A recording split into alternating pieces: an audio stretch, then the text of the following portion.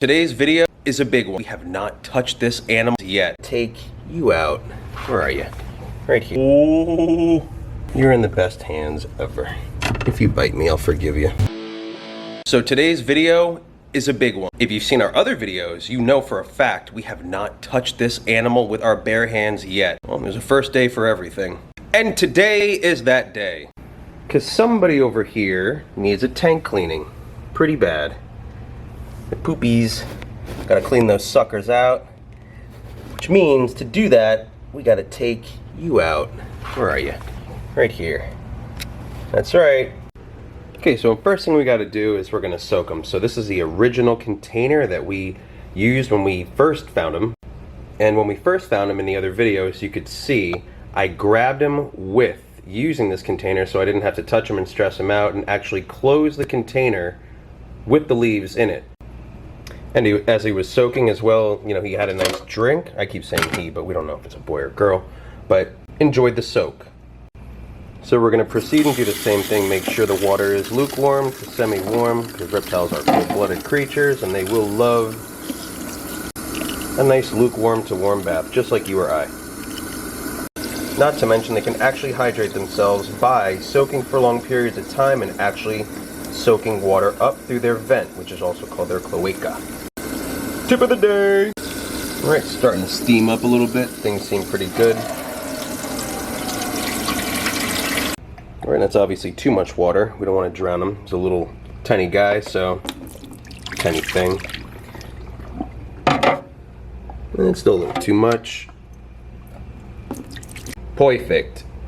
Just a little safety tip, especially for kids handling small lizards. If you are going to soak something and or give it a bath, you want to make sure, if you're putting anything in a Tupperware, I always put them on the floor. Why? Because if you're holding an animal and it jumps, where does it plummet from? Up there to the floor. Not good.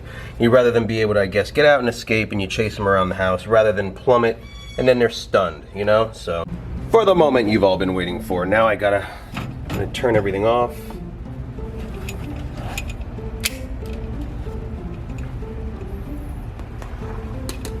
First time we are handling our baby Cuban Night Anole.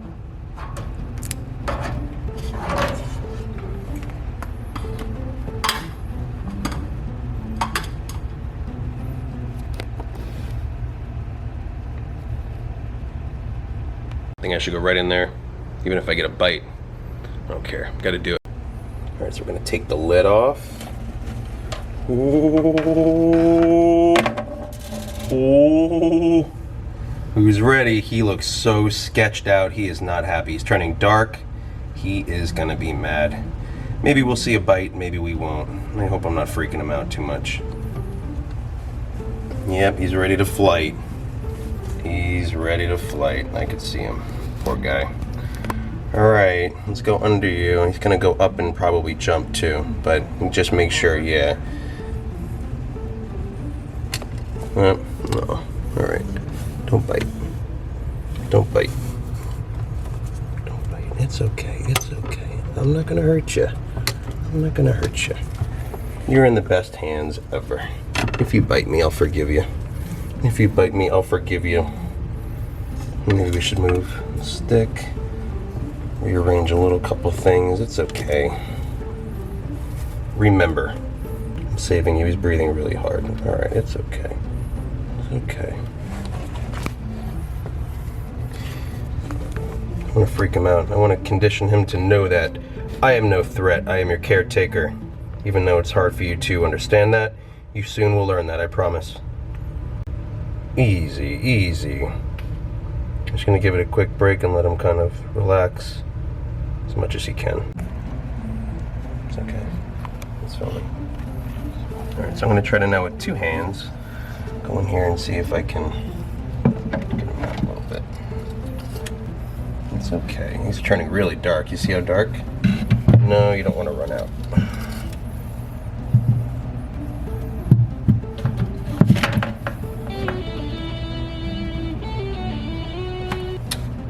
Alright, well, there goes the log. I'm going to take almost everything out of here. So we gotta clean it off anyway, so. It's okay, Munchkin.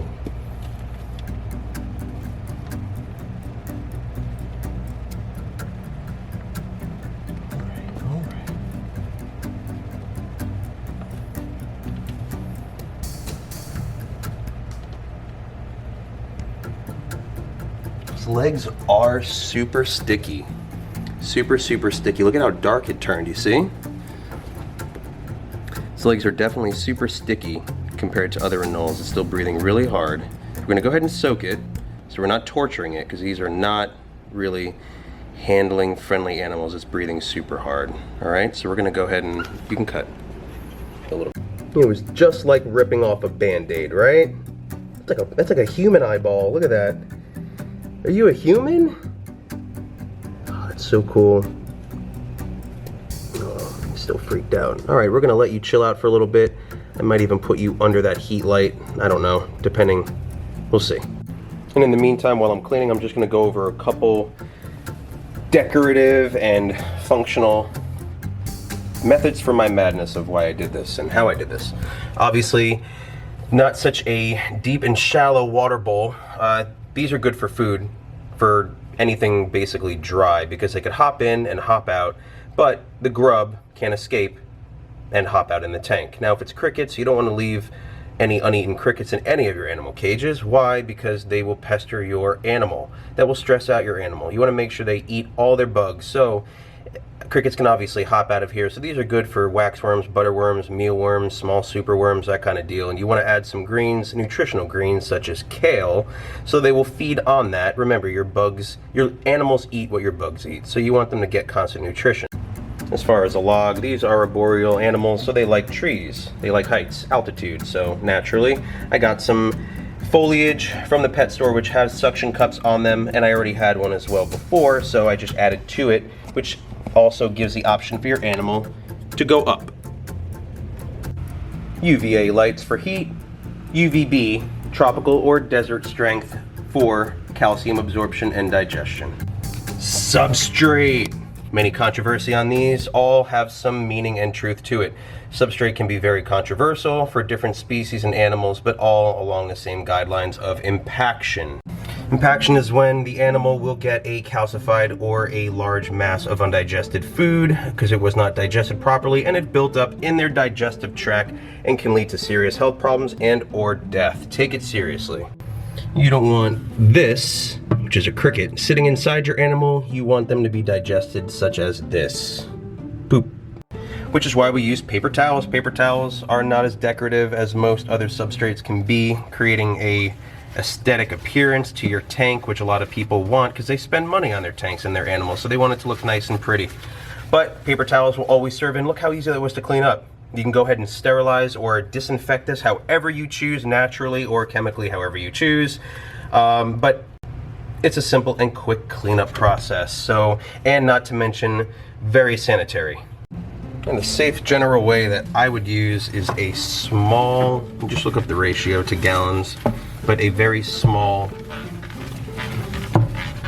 quarter, maybe a quarter of a capful of bleach to a large gallon of water, which is it's not natural, but it's a way to disinfect kids stuff, baby stuff that go in their mouths. You can even disinfect bad tap water that way. So, but to each their own, just look up your ways to disinfect your tank. Got your new papes.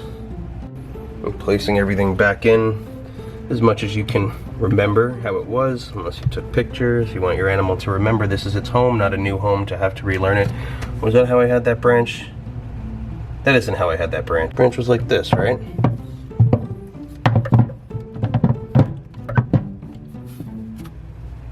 I don't know, I have to watch the beginning of this video, which I can't right now. I think it was like that. Anyway, we're gonna put the water bowl, which is new water.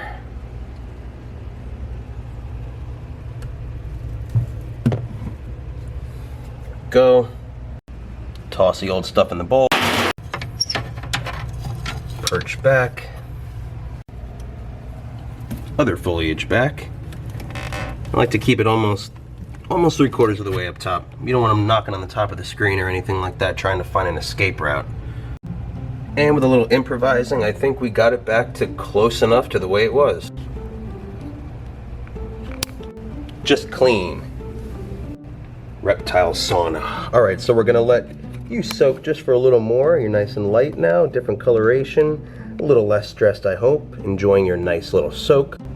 And then we'll put you back inside. So it is time after a good 25 to 30 minute soak. It's kind of standing up on the side, saying let me out. So we are going to put you back in your new tank, or a new clean tank, and you will be happy. Because there's holes in the top, I'm just gonna tilt it over slightly. Perfect. Water's out, water's gone. Okay.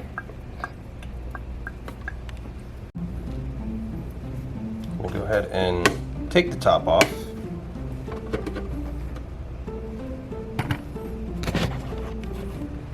Here's our little friend. Go ahead and place it nicely right here. If we spill a little water, that's okay. We'll spill it over here. Into your water dish. You are still in fact right here. Crawl out and we'll be good. I'm gonna have to scoot you out. Come on, you're free. It's your home. Go in. Okay. That was gonna nip me. Okay, it is scot-free. It's gonna climb up on its perch. I'm gonna put the top back. Poor thing. All right, didn't want to stress you out too much, but I feel like I did. All right, beginning stages of making a wild animal captive.